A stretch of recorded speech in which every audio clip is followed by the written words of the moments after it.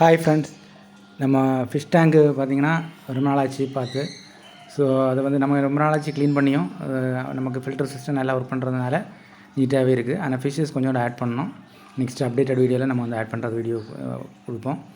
So சின்ன டேங்க்லேயும் அப்படி தான் பார்த்திங்கன்னா ஃபீமேல் ஃபிஷ்ஷஸ் வந்து கம்மியாக தான் இருக்குது பீட்டாவில்.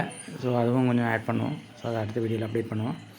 அப்புறம் பார்த்திங்கன்னா நம்ம ஷார்க் டேங்க் வந்து ஒயிட்டாக இருக்க ஷார்க் வந்து ரொம்ப டிரான்ஸ்பரண்ட்டாக ரொம்ப நீட்டாக தெரியுது. தண்ணி கிளியாரிட்டி நல்ல ஃபில்டர் சிஸ்டம் இருக்கிறதுனால கிளியராக தான் இருக்குது. இருந்தாலும் பிளாக் ஷார்க் மட்டும் நம்ம பார்வைக்கு டக்குன்னு தெரிய மாட்டேங்குது. ஈவினிங் டைமில் அது வீடியோ எடுத்தேன், அதனால் நமக்கு வந்து கிளியராக தெரில.